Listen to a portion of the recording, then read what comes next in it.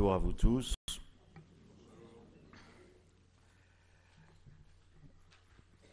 Hier soir, quand nous l'avions quitté, Charles de Foucauld venait d'arriver, après bien des péripéties, dont vous vous souvenez, chez les Clarisses à Nazareth.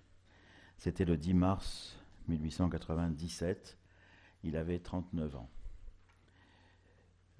Depuis sa conversion à Paris en octobre 86, il avait cherché sa voie, vous vous rappelez, d'abord à la trappe Notre-Dame-des-Neiges, puis dans une fondation de cette dernière, encore plus pauvre, à Agbès, en Syrie. En arrivant en Syrie, il pensait qu'il avait enfin trouvé le lieu où Dieu le voulait et que c'était définitif. Mais vous avez commencé à comprendre que quand Charles dit définitif, il faut penser que c'est pour quelque temps. C'est pour quelque temps. Et oui,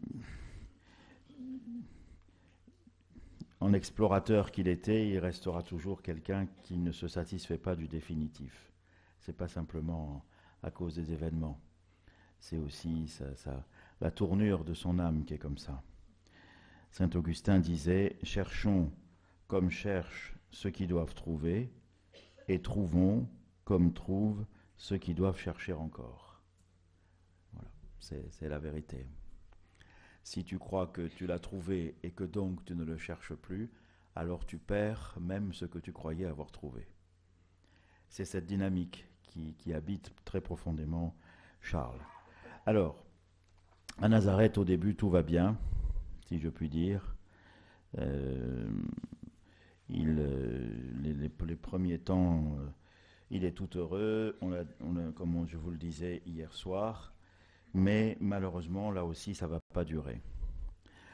Il est heureux, mais la brise se lève sur le lac de Tibériade, et voilà. C'est la période quand même, là, ça va durer 3 ans, c'est la période, surtout au début de ces 3 ans, où il écrit le plus. Comme je vous le disais hier, les écrits spirituels, ça vient de là, les notes spirituelles détachées, etc., etc. Le 6 juin 1897, il écrit ce texte étonnamment prémonitoire, et qui est un texte qui est une grande force. Je cite « Pense que tu dois mourir martyr ». 1897, Pense que tu dois mourir martyr, dépouillé de tout, étendu à terre, nu, méconnaissable, couvert de sang et de blessures, violemment et douloureusement tué, et désire que ce soit aujourd'hui. Pour que je te fasse cette grâce infinie, sois fidèle à veiller et à porter la croix. Considère que c'est à cette mort que doit aboutir toute ta vie. Vois par là le peu d'importance de bien des choses. Pense souvent à cette mort pour t'y préparer et pour juger les choses à leur vraie valeur. Quel beau texte. Quel beau texte. Et sur son bréviaire, que j'ai eu la chance d'avoir en main, sur son bréviaire, il avait copié juste une partie de ce texte sur la page de garde. C'était marqué « Pense que tu dois mourir martyr et désire que ce soit aujourd'hui ». Évidemment, ça donne à la liturgie des heures une densité et une gravité, n'est-ce pas? Bon, donc là, au début, tout va bien. Puis les choses vont se gâter petit à petit. Il y a plusieurs raisons. D'abord, la supérieure des Clarisses de Jérusalem, qui se dit, mais ce type-là qui est arrivé à Nazareth, nos sœurs de Nazareth, elles nous en parlent en bien, mais moi je ne l'ai jamais vu, et quand même, ça serait bien que je vois si c'est bien ou si c'est pas bien. Alors elle prétexte qu'elle a besoin que quelqu'un lui apporte un courrier, et donc Charles va faire le facteur. Il fait le facteur en un temps record, parce que ça traîne pas, il marche, etc. Bon, alors elle le voit, et elle se dit, oui, celui-là, il a du potentiel, pas que pour marcher. Et alors elle le garde un peu, etc., etc. Et puis alors, cette abbesse, excusez-moi, mais elle est quand même assez... Elle pense à l'intérêt de ses sœurs et d'elle-même plus qu'au reste quand même. C'est pas la grande chasteté institutionnelle des trappistes qui, quand il faudra qu'ils partent, laisseront partir. Mais elle se dit si je pouvais le récupérer. Et puis elle lui met dans la tête qu'elle lui remet une petite musique qui avait disparu dans le calme et la paix de Nazareth. Elle dit, vous savez, nous ici on aurait besoin d'un aumônier, vous pourriez être prêtre, vous devriez être aumônier. Alors ça recommence, la petite musique. Vous voyez, le vent se lève sur le lac de Tibériade. Et puis elle lui dit, mais pourquoi vous êtes tout seul? Avant vous étiez à Agbès, vous devriez aller chercher un frère pour vivre avec vous selon les constitutions que vous avez déjà rédigées. Et Charles, pour la première fois, il y a quelqu'un qui lui dit que les constitutions qu'il a rédigées, ça pourrait bien servir. Alors du coup, il se dit, ah oui, mais je me rappelle à Agbès, il y avait un certain frère qui s'appelait Pierre, qui voulait partir, parce que si, parce que là, parce qu'il y avait ces... Bon, alors finalement, avec la mère Abbesse, il retourne en Syrie, en bateau. Et puis, il va chercher le frère Pierre, qui effectivement est parti d'Agbès, mais maintenant s'occupe de ses parents. Et Pierre, il dit, non, non, moi maintenant, je ne recommence pas. Alors il rentre bredouille. Mais elle lui a mis un peu le trouble. Et elle continuera à lui mettre du trouble, elle. Hein. Ouh, quand je la verrai là-haut, je lui dirai 2 mots. Hein. Je lui dirai 2 mots. Mère Elisabeth, elle s'appelait. Oh, oh. Ah non, non, non, non, celle-là. Bon. Alors après, il y a un deuxième truc qui commence à le troubler. C'est qu'il se dit, mais bon, au bout d'un moment à Nazareth, une fois qu'il a fait le jardin, qu'il a fait l'oraison, qu'il a fait tout ça, il se dit, mais est-ce que vraiment c'est bien? Est-ce que je suis bien à ma place? Alors il a peur que ce soit une pensée d'orgueil, mais il écrit à Huvelin, il écrit, écoutez, je me dis parfois que j'aurais pu faire du bien aux âmes en restant à la trappe, que j'aurais été peut-être supérieur d'ailleurs de la trappe dans 2 ans, et que grâce à la grâce de Dieu aidant, j'aurais pu faire du bien dans cette petite trappe d'Agbès, qui par sa situation est si bien faite pour la sanctification de ses propres religieux et des peuples qui l'entourent. Voyez, il écrit à Huvelin. Il ne sait plus si... Peut-être il faudrait qu'il retourne à la trappe. Qu'est-ce que c'est? Il a fait la petite fantaisie, mais maintenant... Puis surtout qu'il pourrait être supérieur, quoi. Alors comme ça, il pourrait enlever l'huile et le beurre. Mais l'abbé le freine dans cet étrange désir. Mais Charles y revient plusieurs fois, en février, puis en mars 1898, où ce projet s'entremêle avec la question du sacerdoce qu'Élisabeth lui a mis dans la tête. Si je rentrais à la trappe, écrit-il, et si je recevais le sacerdoce, et si je retournais à ma trappe d'Agbès, peut-être que je pourrais y faire du bien aux âmes, j'y ferais plus de bien en tout cas à mon prochain qu'ici, je travaillerais bien plus pour le service du bon Dieu. Plus je vois ces pays d'Orient, et le peu d'effets qu'y produisent les missionnaires, plus je suis persuadé que rien ne peut y faire plus de bien pour le salut des âmes que les trappes. Je vois pour cet ordre, de plus en plus nombreux et florissant, une admirable destinée, celle de refaire en Orient, parmi ces musulmans barbares, ceux qu'ont fait nos pères, les premiers bénédictins, parmi les barbares païens d'Angleterre, d'Allemagne et même de France et d'Italie. Vous voyez, tout se mélange. Tout se mélange. Et alors, il ne sait plus trop. Après, il y a un troisième facteur, c'est qu'il y a une pauvre dame qui est veuve, qui a à peu près 60 ans, et qui est venue chez les Clarisses de Nazareth pour y être embauchée comme tourière. Et elle fait ça, la pauvre dame, afin que son fils, qui voudrait entrer à la trappe de Latroun, celle dont on a parlé hier, puisse le faire sans avoir sa mère à charge. Alors là...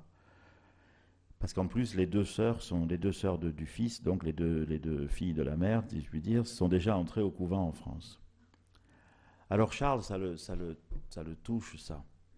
Cette pauvre femme qui va faire tourière chez les Clarisses pour que son fils puisse entrer à la trappe d'où lui il est sorti et qu'il n'ait pas sa mère à charge.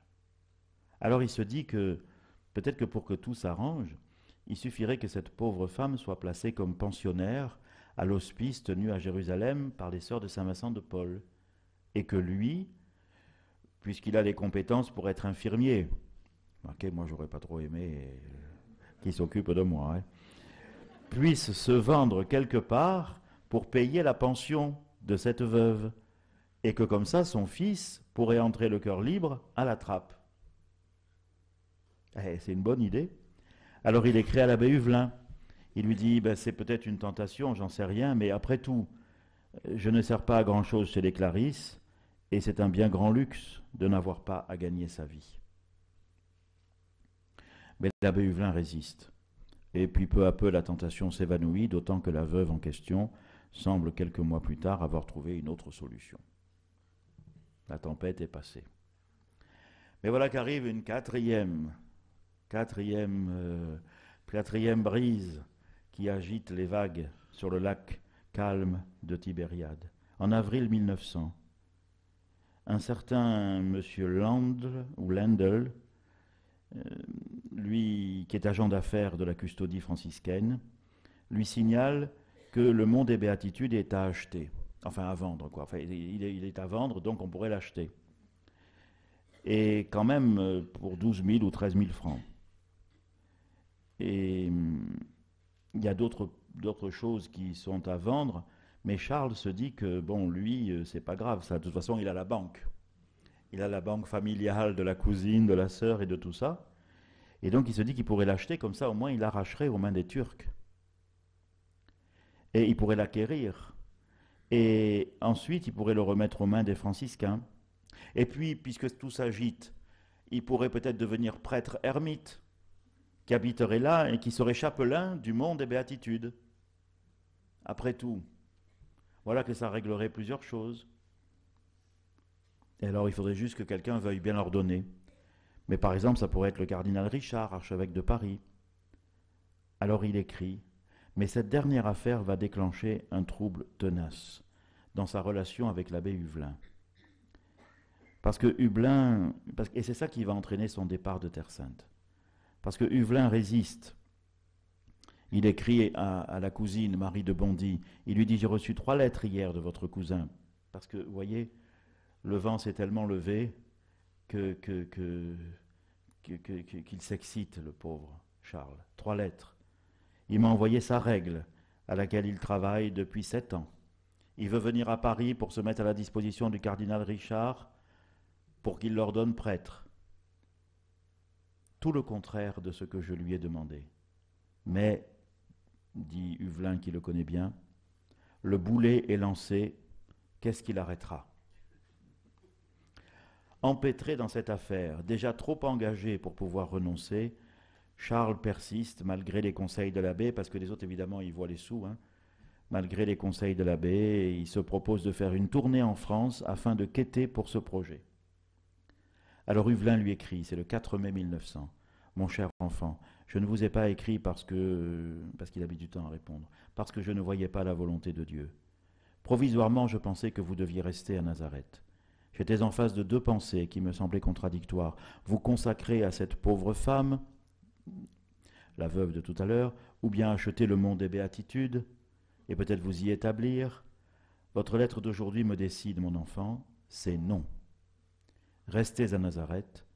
Pourquoi ce séjour de paix ne vous est-il plus séjour de paix et lieu de repos ? Et le 20 mai, Huvelin écrit encore à Charles et lui dit « Je suis effrayé de vos projets. J'aime mieux que vous achetiez, si vous ne vous pouvez plus faire autrement, le terrain du mont des Béatitudes, parce qu'il s'est déjà trop engagé, et que vous l'offriez aux franciscains, et que vous en restiez là. Madame de Bondy veillera à ce que vous ayez l'argent. Mais je ne crois pas que cette idée de prêtre ermite soit de Dieu. Cependant, si vous sentez un mouvement irrésistible, prenez votre règle, allez voir le patriarche de Jérusalem, jetez-vous à ses pieds, demandez-lui la lumière. Moi, mon enfant, je n'ai plus la lumière pour cela.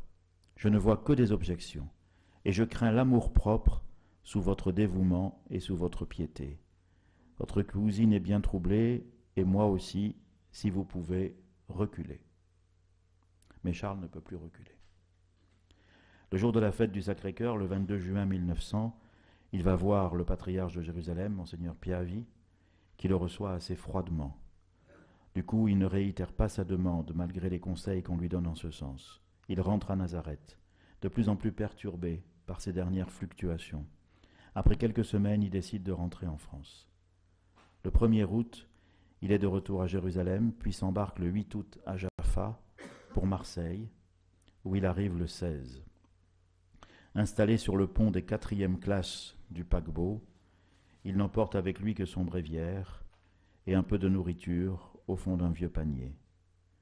Déjà lors d'une retraite en novembre 1897, il avait pressenti que la volonté de Dieu ne serait peut-être pas qu'il reste à Nazareth. Il écrivait « Faut-il tenir à être à Nazareth ? Non, pas plus qu'au reste. Ne tenir à rien qu'à la volonté de Dieu, à Dieu seul.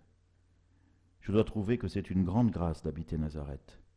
Mais dès que cela cesserait d'être la volonté de Dieu, il faudrait me jeter à corps perdu, sans un regard en arrière, où et à quoi sa volonté m'appelle. »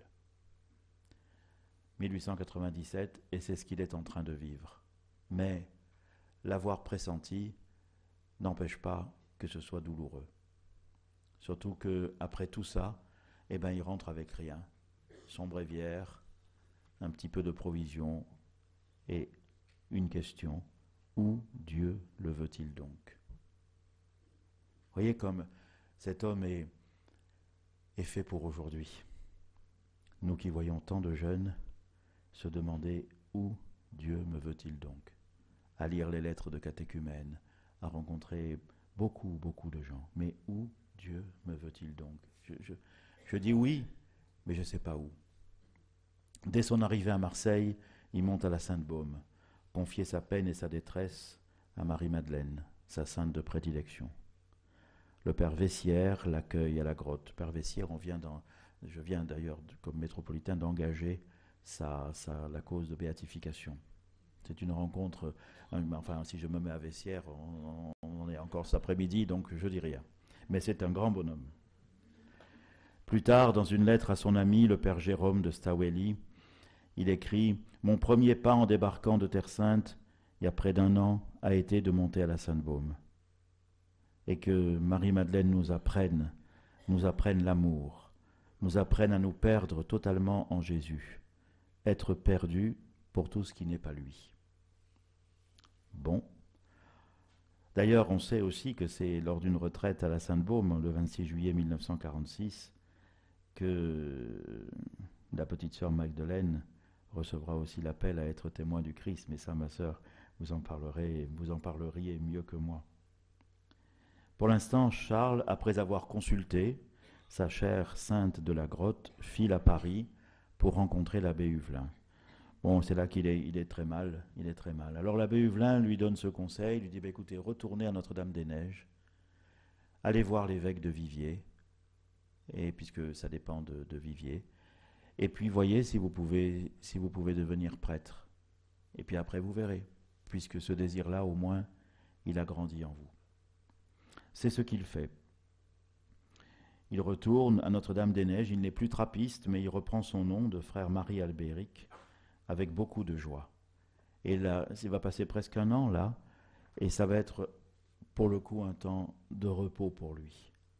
De repos de son âme, mais comme d'habitude, les choses vont aller assez rapidement.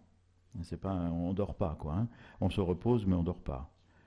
Et donc, la préparation à l'ordination presbytérale se fait à un rythme très soutenu. Le 7 octobre, Don Martin lui confère les ordres mineurs. Le 22 décembre, il est ordonné sous-diacre à Viviers. Le 23 mars 1901, il est ordonné diacre à Nîmes. Et le 9 mai, commence une retraite de 30 jours pour se préparer à recevoir l'ordination sacerdotale qui sera le 9 juin 1901 au grand séminaire de Viviers. Si un jour vous y allez, arrêtez-vous. Il y a des sœurs là-bas, des sœurs disciples de l'Évangile, qui sont aussi de spiritualité de Foucault. Et c'est elles qui tiennent aussi les archives, disons. Voilà, les archives et aussi un certain nombre d'objets ayant à part. C'est là que j'ai tenu en main son missel et vu les lettres aussi, etc., etc. Et donc, le voilà prêtre. Alors, l'évêque de Viviers, qui s'appelle Monseigneur Bonnet, est prudent et il met sur le registre, au moment de son ordination, il met Charles de Foucault, prêtre libre du diocèse de Viviers. Comme ça, il a un diocèse, mais il est libre. Il est libre, mais il a un diocèse. Et donc quelqu'un aussi de référence. Alors le voilà. Alors maintenant on va où?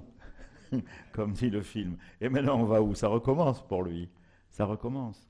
Alors il se dit que bon, dans son histoire, son cœur incline pour l'Algérie. En fait, c'est pas vraiment l'Algérie, c'est le Maroc. Mais comme on ne peut pas aller au Maroc, il faut aller en Algérie. Alors à cause de ses connaissances de militaires qui sont là-bas, il écrit à Henri de Castries le 23 juin 1901 et il lui dit, alors vous voyez, c'est toujours pareil, c'est-à-dire ça va, mais en même temps, il y a toujours une petite distance entre l'ardeur de son désir et la pauvreté de sa réalité. Il dit, nous sommes quelques moines qui ne pouvons réciter notre pater sans penser avec douleur à ce vaste Maroc. Nous sommes quelques moines, il n'y a que lui. Enfin. Et voilà, il faudrait porter les lumières de Dieu, etc., en faveur de tous ces malheureux. Voilà. Et alors il dit des choses aussi. Dans cette vue, pour faire en faveur de ces malheureux ce que nous voudrions qu'on fît pour nous si nous étions à leur place, nous voudrions fonder sur la frontière marocaine non pas une trappe, non pas un grand ni un riche monastère, non pas une exploitation agricole, mais une sorte d'humble petit ermitage où quelques pauvres moines pourraient vivre de quelques fruits et d'un peu d'orge récolté de leurs mains, dans une étroite clôture, la pénitence et l'adoration du Saint-Sacrement ne sortant pas de leur clos, ne prêchant pas, mais donnant l'hospitalité à tout venant, bon ou mauvais, ami ou ennemi, musulman ou chrétien. C'est par l'évangélisation, non par la parole, mais par la présence du très saint sacrement, l'offrande du divin sacrifice, la prière, la pénitence, la pratique des vertus évangéliques, la charité, une charité fraternelle et universelle, partageant jusqu'à la dernière bouchée de pain avec tout pauvre, tout hôte, tout inconnu, et recevant tout humain comme un frère bien-aimé. Je vous ai lu exprès ce paragraphe, parce que c'est ce que va devenir sa vie. C'est ce que va devenir sa vie. Un humble petit ermitage, ne sortant pas, donnant l'hospitalité à tout le monde, musulman ou chrétien, et la présence du très saint sacrement. Et ça, c'est quelque chose de très important aujourd'hui. Le tabernacle. Je dis aux prêtres à Marseille, regardez un peu votre agenda, vérifiez que vous passez au moins autant de temps devant le tabernacle que sur le parvis et sur les places de la paroisse où vous êtes, parce que dans les deux cas, c'est avec le Seigneur que vous avez rendez-vous. Mais c'est les deux qui comptent, les deux. Et Foucault, le tabernacle, c'est très important, même quand il ne pourra pas célébrer l'Eucharistie, parce qu'il ne pourra pas le faire, vu qu'on ne pouvait pas le faire tout seul, et donc qu'il était tout seul, et donc il a fallu attendre avant qu'il reçoive l'autorisation, mais il y a le tabernacle. Et le tabernacle est pour parler militairement, le poste avancé de la mission. Et l'adoration est le premier exercice de la mission. Et parfois, je vois dans certains quartiers à Marseille où vous ne pouvez pas, il n'y a pas beaucoup de possibilités pour la mission, mais vous pouvez toujours avoir un tabernacle. Et vous pouvez toujours commencer par là. Habiter dans les cités. Dieu sait s'il y a des petites communautés religieuses à Marseille qui habitent dans des cités qui sont à 90% musulmanes, mais elles sont là. Et dans une chambre, on a mis une petite chapelle et il y a un tabernacle. Et voilà. Ça ne veut pas dire, du moins qu'un tabernacle, on n'a plus rien à faire. Mais c'est le premier acte. Le reste, c'est les relations simples, fraternelles, amicales, relations de voisinage.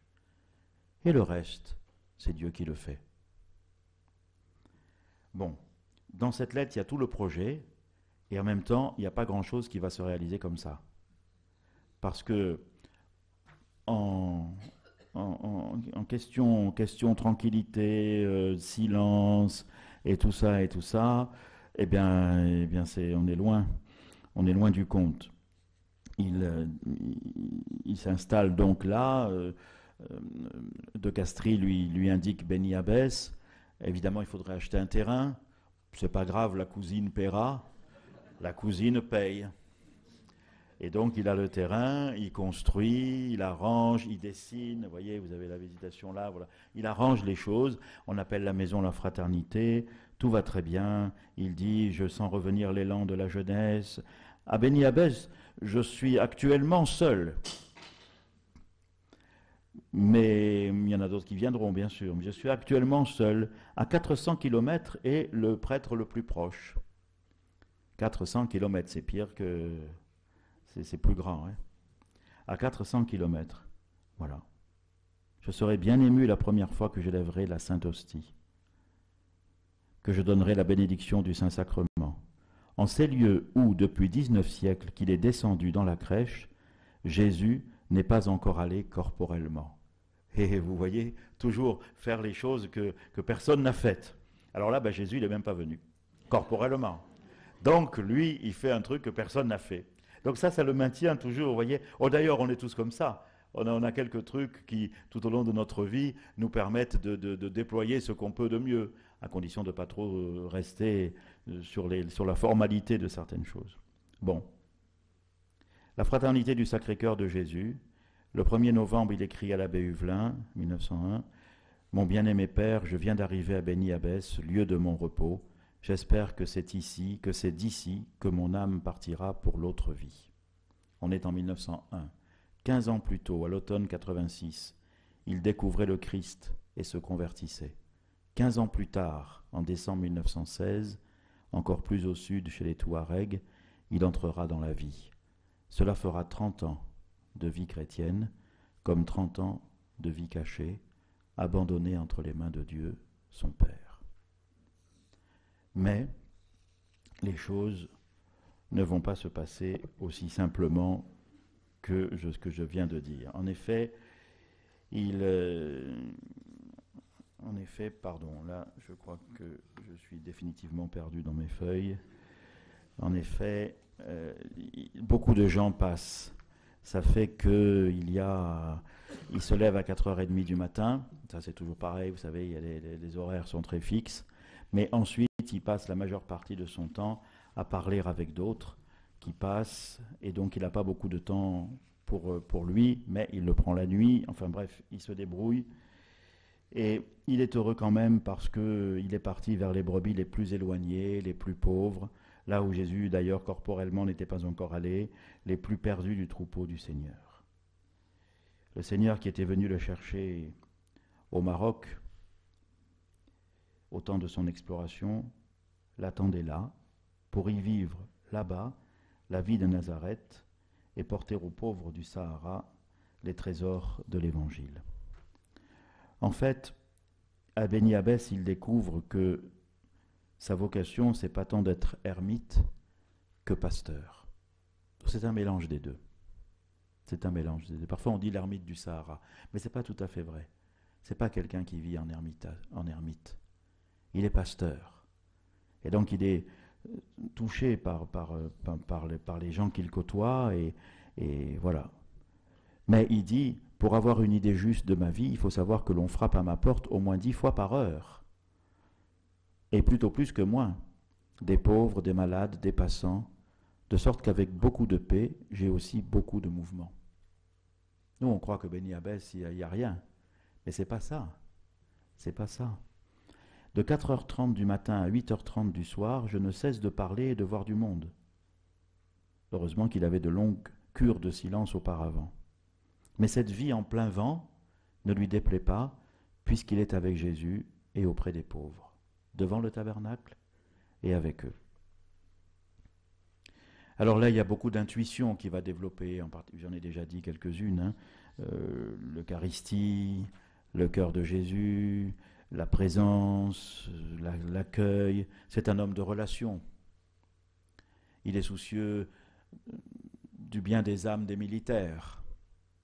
Il est soucieux du bien des âmes des musulmans. Voilà. Et il entretient une correspondance. Après, Claude Rau, l'ancien évêque de La Gouatte, avait compté 6000 et quelques lettres. On en a encore découvert. Ça veut dire qu'on est à peu près à 7000 lettres.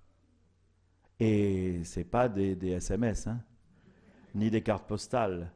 C'est des lettres longues.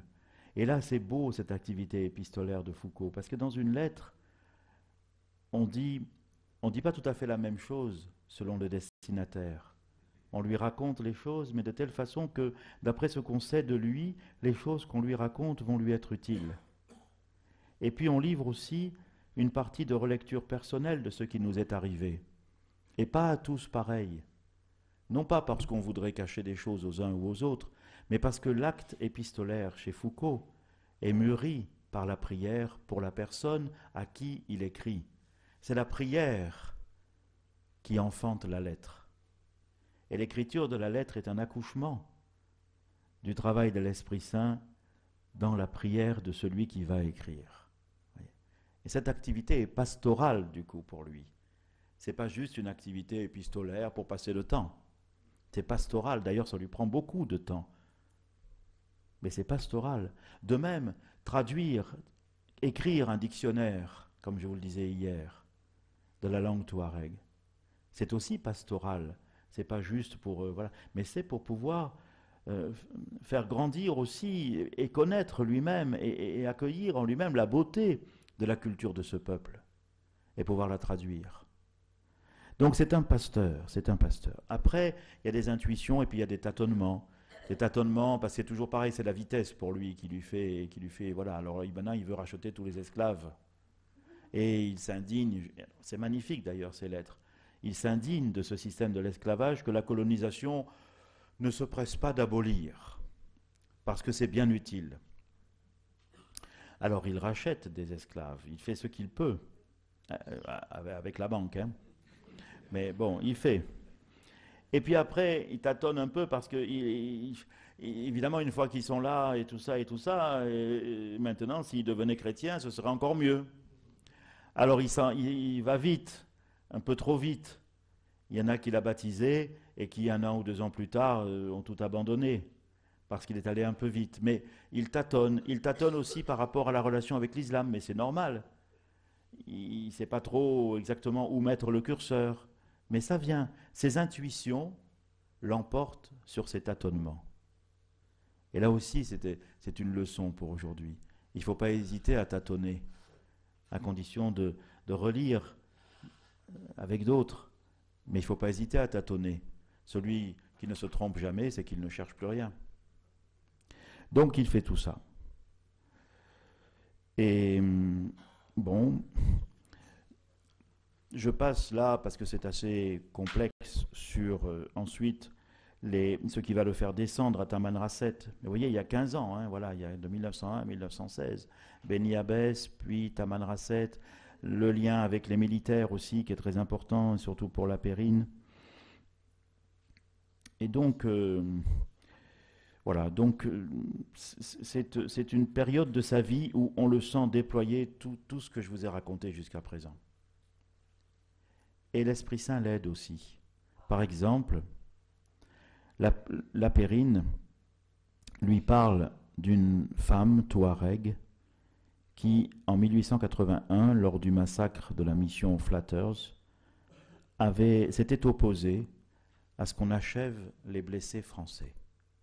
Une femme musulmane qui s'était opposée à ce qu'on achève les blessés français et qui les avait recueillis et soignés chez elle, refusant même l'entrée de sa maison à un guerrier touareg qui voulait les achever lui-même, qui s'était occupé d'eux, même après leur guérison, pour les faire rapatrier, au moins jusqu'à Tripoli. La Périne écrit « Elle a maintenant 40 à 43 ans, elle passe pour avoir beaucoup d'influence et est renommée pour sa charité. » Alors Charles réfléchit. Et dans son carnet, en date du 21 juin 1903, il écrit « Cette âme n'est-elle pas prête pour l'Évangile ? N'y aurait-il pas lieu de lui écrire simplement ?» Il écrit à la Périne.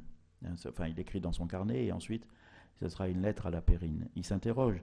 N'y aurait-il pas lieu de lui écrire simplement pour lui dire que la charité qu'elle pratique sans cesse et celle avec laquelle elle avait recueilli, soigné, défendu, rapatrié des blessés il y a 22 ans sont connues de nous et nous remplissent de joie et de reconnaissance envers Dieu.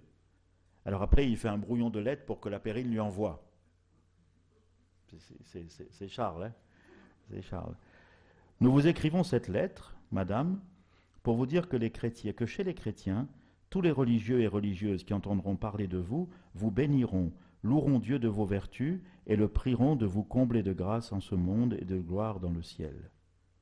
Écoutez, nous vous écrivons aussi pour vous demander de prier pour nous. Parce que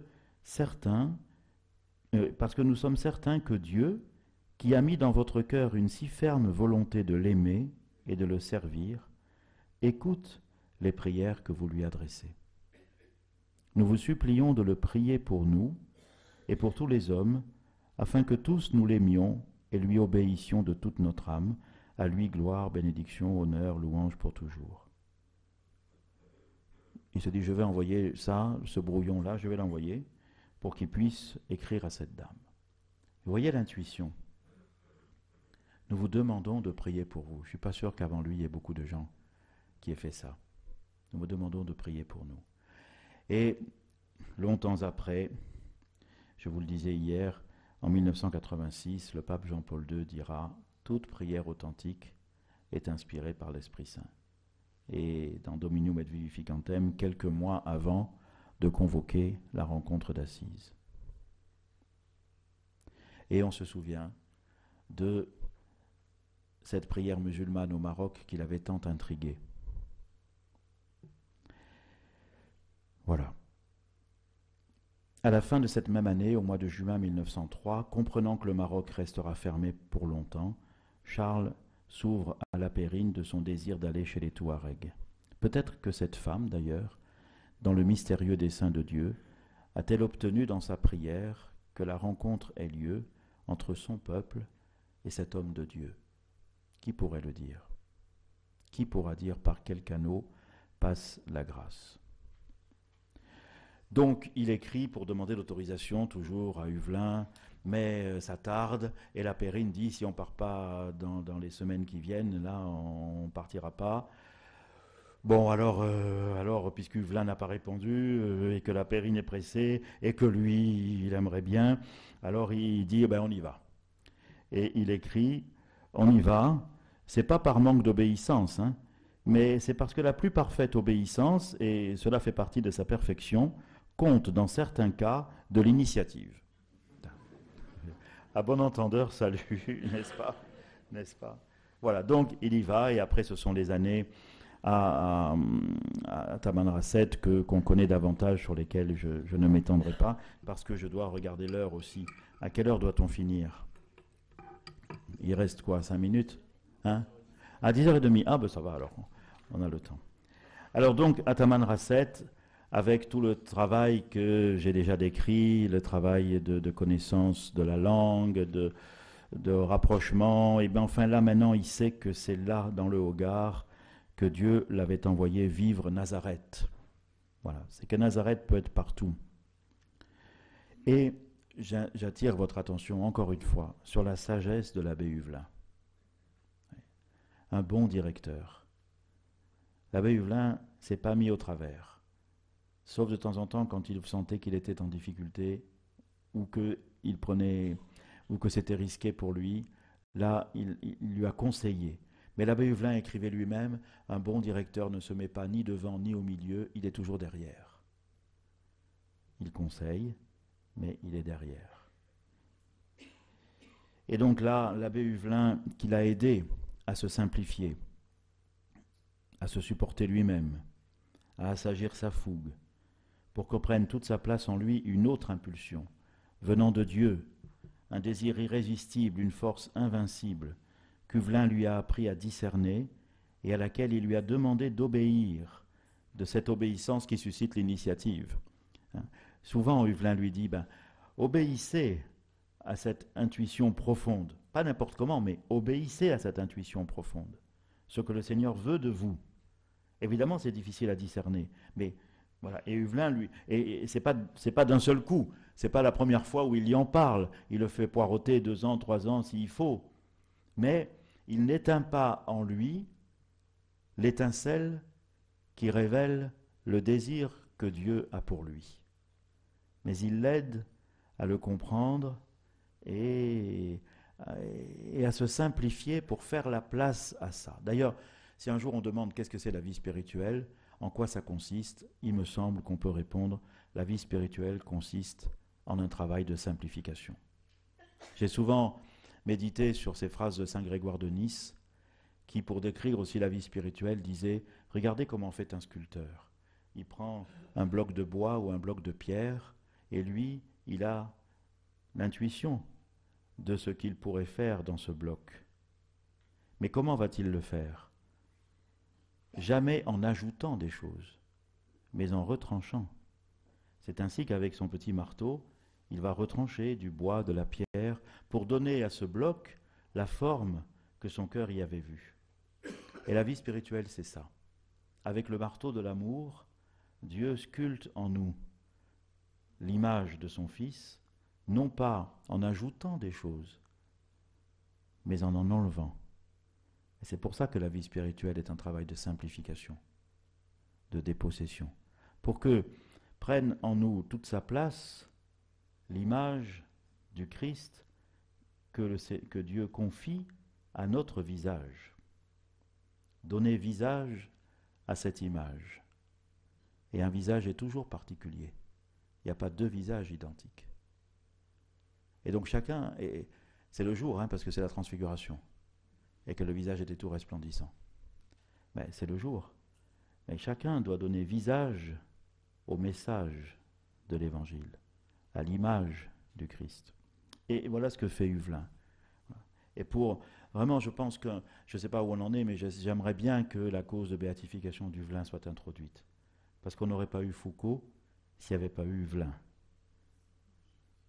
Il n'y aurait pas eu, comme je disais hier, le fougueux Foucault s'il n'y avait pas eu le souffreteux Huvelin. Souffreteux,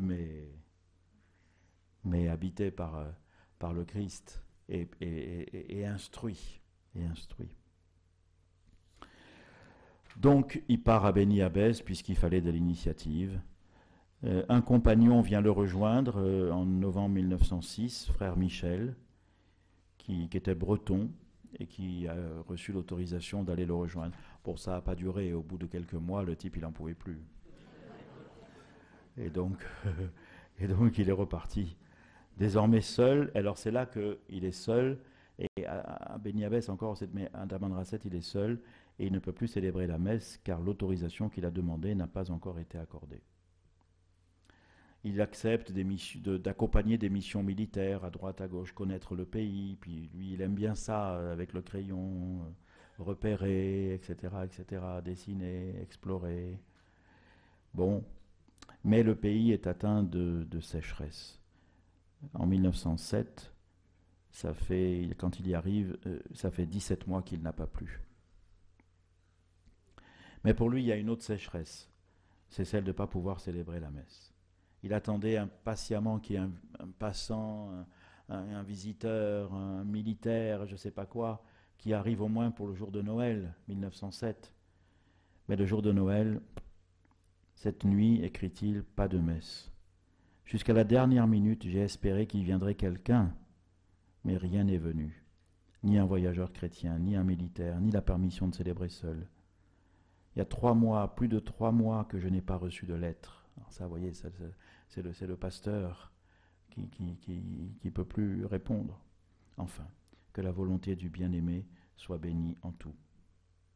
En janvier 1908, sa santé décline. Je suis fatigué, pas malade, mais faible, sans appétit, dormant assez mal. Pour moi, c'est un excès de travail et une trop forte diminution de sommeil. Puis le froid assez vif auquel je suis sensible a augmenté la chose. Depuis quelques jours, je souffle, en outre, comme un vieux cheval poussif. Mais sans souffrance, sans être vraiment malade ni arrêté. Je crois que le remède est dans le sommeil et puis une nourriture un peu plus fortifiante. Et j'espère que les premiers jours de printemps achèveront de me remettre. Et je fais le nécessaire. Et la lettre à Henri Lapérine est indigne d'un ermite, car je le prie de m'envoyer du lait concentré, un peu de vin et quelques autres choses pour me remonter. Mais plus grave encore, la sécheresse, la maladie, c'est le moral qui va plus. Dans début de cette année 1908. Il écrit le 1er janvier 1908, il écrit une lettre poignante à l'abbé Huvelin. Je lis. Je n'ai pas besoin de me recommander à vos prières, vous savez mes misères. Vous savez combien j'ai besoin que vous priez pour moi. Plus de 21 ans que vous m'avez rendu à Jésus et que vous êtes mon Père. Près de 18 ans que je suis entré au couvent, dans la 50e année de mon âge. Quelle moisson je devrais avoir, et pour moi et pour les autres. Et au lieu de cela, regardez, à moi la misère, le dénuement, et aux autres pas le moindre bien. C'est aux fruits qu'on connaît les arbres. et ceci me montre ce que je suis. Priez donc bien pour votre pauvre et si indigne enfant. Fin janvier, il reçoit enfin l'autorisation de pouvoir célébrer seul. Alors là, c'est une joie qui vient, tant mieux. Mais il y a le scorbut, il est au plus mal, et comme je vous l'avais dit hier, la nouvelle de sa maladie se répand, et Moussa Agamastan, qui est la ménocale du Hogar, le grand chef du coin, qui est son ami, accourt à son chevet, mu aussi sans doute par sa responsabilité à l'égard de tous les Français qui sont dans ce territoire là-bas, mais aussi par le respect qu'il porte à ce marabout si étrange, mais d'une si grande sagesse. Et c'est lui, Moussa, qui donne l'ordre d'aller lui chercher un peu de lait. Et je vous racontais ça hier avec Dacine et les autres. Et cette fois, c'est un changement encore pour Charles. La bonté des Touaregs à son égard le touche beaucoup. La bonté, toujours. Plus profondément, il réalisera plus tard que, en lui donnant le lait qui aurait pu nourrir leurs enfants affamés, les Touaregs lui ont sauvé la vie. Et comme autrefois au Maroc, c'est un peu le monde à l'envers. Cet épisode l'aide à progresser encore un peu plus sur son chemin de conversion. Cette fois-ci, il est dans une situation de pauvreté qu'il n'a pas programmée.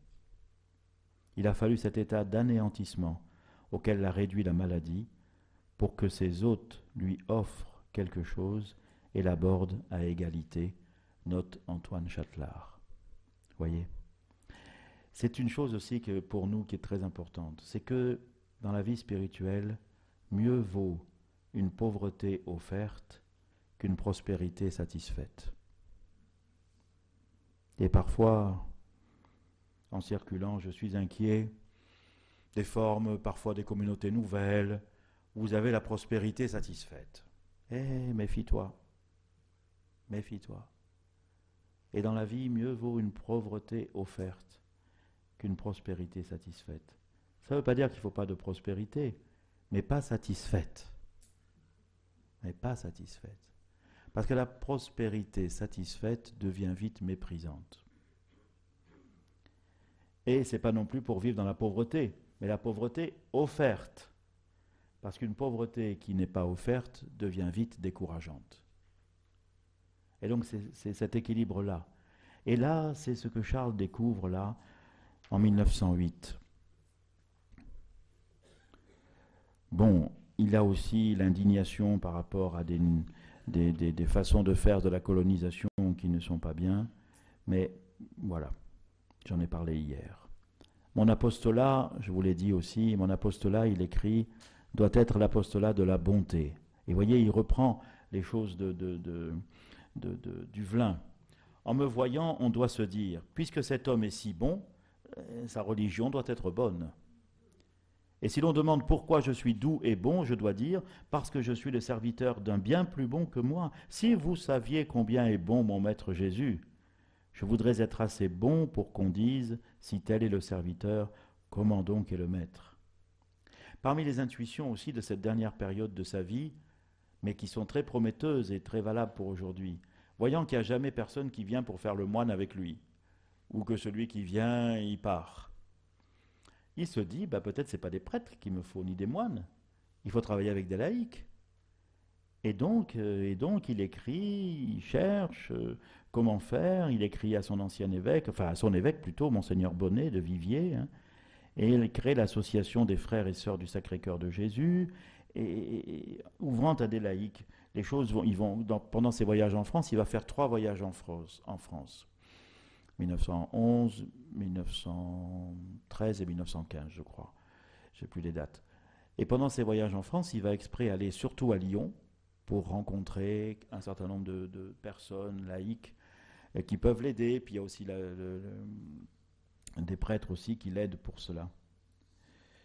Et puis le lien avec les Touaregs est vraiment très bon.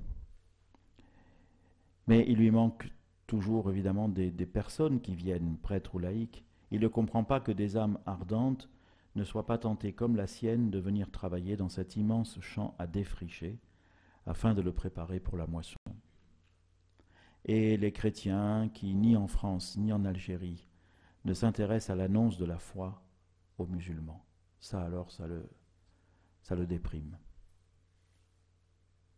Charles s'indigne en silence, parfois en parole aussi, du peu d'ardeur vraiment missionnaire de son Église. Plus soucieuse de s'entretenir elle-même dans les formes qu'elle connaît, que d'aller au loin à la rencontre de toute l'humanité et surtout des plus pauvres. Ça aussi c'est important pour aujourd'hui. Tant que l'Église reste préoccupée d'abord par sa survie, elle perd le sens de la mission. C'est là qu'il fait construire le petit ermitage à la Sécrème, à plus de 2600 mètres d'altitude. Et puis, en 1910, meurt l'abbé Huvelin, le 10 juillet. Il lui reste à lui 6 ans à vivre. Alors c'est là qu'il commence les voyages en France, 1911. C'est des voyages marathons, si vous essayez de le suivre, c'est incroyable, incroyable, incroyable. Avec des trains, comme il peut. Il fait des voyages en France, il recherche des adhérents, il écrit, il rencontre en particulier Joseph Ours à Lyon, et puis l'abbé Crozier, etc., etc. Bon, je passe là-dessus. Je voudrais venir à la fin. Le dernier voyage, il emmène un Touareg, un jeune Touareg, Targui Ouksem, pour qu'il voie, celui-là, ce que c'est la civilisation, c'est un mot qu'on emploie à l'époque, la civilisation des chrétiens. Il lui fait faire tellement un tour que l'autre, il est complètement... il va à Bordeaux, il va en Suisse, parce que quand il était petit, vous vous rappelez, le grand-père était parti en Suisse. Ça, lui, ça lui avait plu. Alors il faut que Ouksem voit aussi la Suisse. Donc il va en Suisse, tout ça très rapidement, très rapidement, très rapidement. À Marseille aussi, et à la Sainte-Baume aussi, Ouksem. Bon. Et c'est bon, c'est magnifique quand on lit tout ça, mais on n'a pas le temps de le faire. Et puis voilà la création d'associations, de gens qui le soutiennent, Bon, il travaille toujours autant. Et par exemple, dans une lettre qu'il écrit le 10 février 1914 à sa sœur, il dit « Pour l'instant, j'ai sur la planche, premièrement, un dictionnaire abrégé touareg français. Deuxièmement, un dictionnaire des noms propres touareg français. Troisièmement, un dictionnaire abrégé français touareg. Quatrièmement, un dictionnaire touareg français plus complet. Cinquièmement, un recueil de poésie et de proverbes touareg. Sixièmement, un recueil de textes touareg en prose. Septièmement, une grammaire touareg. Le point 1 est fini et son impression commence dans quelques jours, le premier volume. Le 2 et le 4 seront, j'espère, finis dans le courant 1914 et imprimés dès qu'ils auront été terminés. Le 3, le 5 et le 6 seront pour 1916 et 1917. Le 7 sera pour 1918, si Dieu me prête vie. Toujours pareil, vous voyez, mais quelle force, quelle force. Bon, cependant, il essaie de travailler de manière plus raisonnable. Soyez sans inquiétude, dit-il à la cousine, je n'ai plus la force de me tuer au travail. Bon, je passe là-dessus, c'est très touchant ces dernières années de Charles, et puis vous connaissez la fin. Le petit Borg là, dans Ataman Rasset, et puis cette fin si dérisoire. Il croit que c'est le courrier, il tend la main par la petite porte, le type le prend par la main, et puis un tout jeune qui est là pour le garder, et puis malheureusement des soldats qui passent, mais qui ne font que passer, mais qui provoquent l'affolement, c'est l'affolement. Le jeune est affolé, il tire, et Charles de Foucauld est mort, le 1er décembre 1916. Le matin, il avait écrit, comme d'habitude, un certain nombre de lettres, dont une à sa cousine. Et celle à sa cousine, elle vaut la peine d'être lue aussi, parce que, pas en entier, parce que toutes les lettres sont longues, hein, mais la cousine traverse un moment difficile à ce moment-là. Et Charles, avec toute la délicatesse pastorale, comme je disais tout à l'heure, d'un écrit qui accouche du travail qu'a fait l'esprit dans sa prière, lui dit « Ces souffrances, ces inquiétudes, acceptées avec résignation, offertes à Dieu, voyez, la pauvreté offerte, en union et aux intentions des douleurs de Jésus, sont non pas la seule chose, mais la plus précieuse que le bon Dieu vous offre, pour que vous arriviez devant lui les mains pleines. Maintenant, c'est lui qui conseille la cousine. Notre anéantissement est le moyen le plus puissant que nous ayons de nous unir à Jésus et de faire du bien aux âmes. C'est ce que saint Jean de la Croix répète presque à chaque ligne. Quand on peut souffrir et aimer, on peut beaucoup. On peut le plus qu'on puisse en ce monde. On sent qu'on souffre, on ne sent pas toujours qu'on aime. Et c'est une grande souffrance de plus. Mais on sait qu'on voudrait aimer. Et vouloir aimer, c'est déjà aimer. Oh, c'est magnifique à la cousine. C'est la dernière lettre. C'est la dernière lettre. Bon.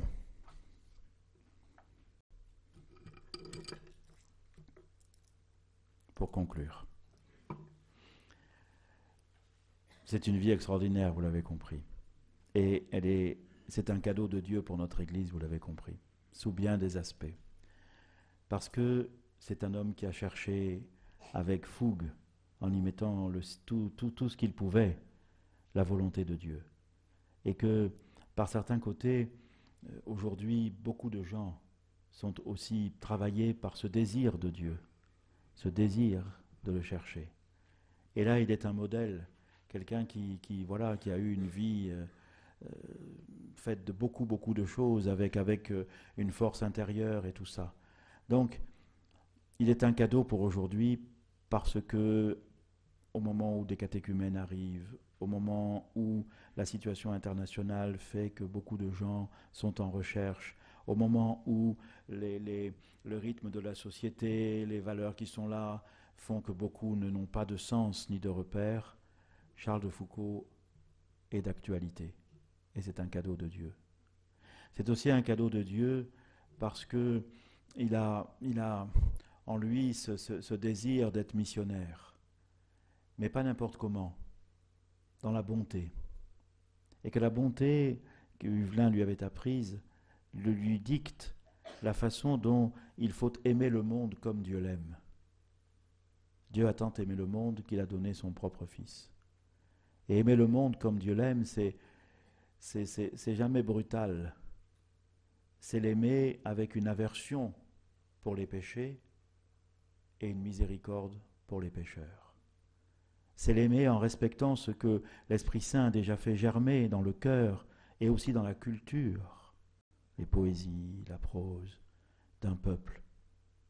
Dieu ne s'est pas laissé sans témoin. C'est l'aimer en cherchant les traces de l'Esprit Saint. C'est l'aimer, et ça c'est très important pour l'Église aujourd'hui, en apprenant surtout que la mission est une coopération avec l'Esprit Saint. La mission n'est pas notre œuvre, elle est l'œuvre de Dieu à laquelle par grâce et non pas par mérite, nous sommes appelés à coopérer. Et coopérer avec l'Esprit Saint, ça s'apprend. Ça s'apprend, ça ne s'improvise pas. Huvelin le guide. Coopérer avec l'Esprit Saint, ça ne veut pas dire suivre tout de suite ses idées, ni se contenter d'une prospérité satisfaite parce qu'on se dirait presque que nous on fait l'essentiel et l'Esprit Saint nous a un peu aidés. Non. Tu coopères avec l'Esprit Saint, y compris dans ta pauvreté offerte. Il est d'actualité parce qu'il a compris que le tabernacle est le poste avancé de la mission. Il est d'actualité pour plein de choses. Et je donnerai une dernière pour conclure. Le cadeau, c'est aussi pour l'Église d'aujourd'hui une meilleure compréhension de sa vocation à la catholicité. Catholique, ce n'est pas un adjectif statique qui serait apposé là pour nous distinguer. On dit on est catholique, ça veut dire on est chrétien, mais on n'est pas protestant ni orthodoxe. Enfin voilà, catholique, c'est une partie des chrétiens. Si c'est ça, c'est catastrophique.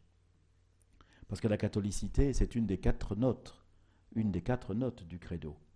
Et comme les autres, la sainteté ou l'unité, etc., c'est quelque chose qui, certes, nous est déjà donné, mais qui n'est pas encore terminé. Si l'Église pensait que parce qu'on dit dans le credo qu'elle est sainte, ça veut dire qu'elle l'est, il n'y a pas besoin de gratter beaucoup pour s'apercevoir que ce n'est pas le cas. Mais c'est un appel, c'est une vocation de sainteté. Eh bien c'est pareil, c'est une vocation de catholicité. Et lui, il a sillonné la mer Méditerranée. Plusieurs fois, il est allé à la rencontre d'autres cultures. La catholicité de l'Église est pour elle une vocation. Sa vocation, c'est de coopérer avec l'Esprit Saint jusqu'à ce qu'un jour, Dieu, comme dit saint Paul, puisse tout récapituler sous un seul chef, le Christ. Et là c'est pareil, tout est accompli, mais tout n'est pas récapitulé. Et dans ces temps qui sont les derniers, entre l'accomplissement pascal et la récapitulation eschatologique, se tient la mission de l'Église. Et cette mission, c'est sa vocation de catholicité. Paul VI, en rentrant du congrès eucharistique de Bombay, en décembre 1964, avait dit à l'audience qui avait suivi, le mercredi 9 décembre 1964, il avait dit « Il faudrait que les catholiques se convertissent à la catholicité, à ce que ça signifie pour l'Église. » Cette tension intérieure qui nous porte jusqu'aux extrémités de la terre, non pas dans une colonisation dominatrice, mais pour coopérer avec ce que l'Esprit Saint fait déjà. Mais, comme disait saint Irénée, le Père travaille avec ses deux mains, le Fils et l'Esprit.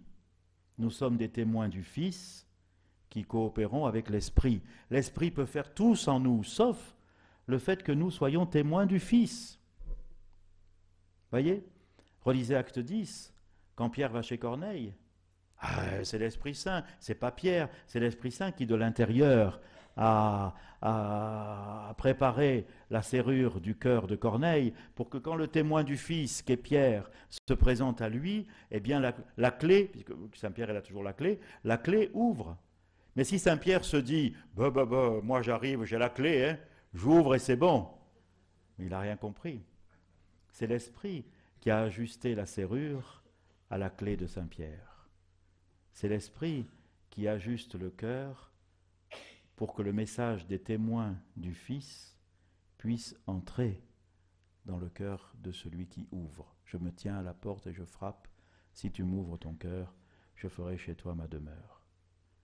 Voilà la grande leçon de Charles de Foucauld. Apprendre à l'Église d'aujourd'hui à vivre sa vocation de catholicité. 3 lieux dans la géographie de Foucauld.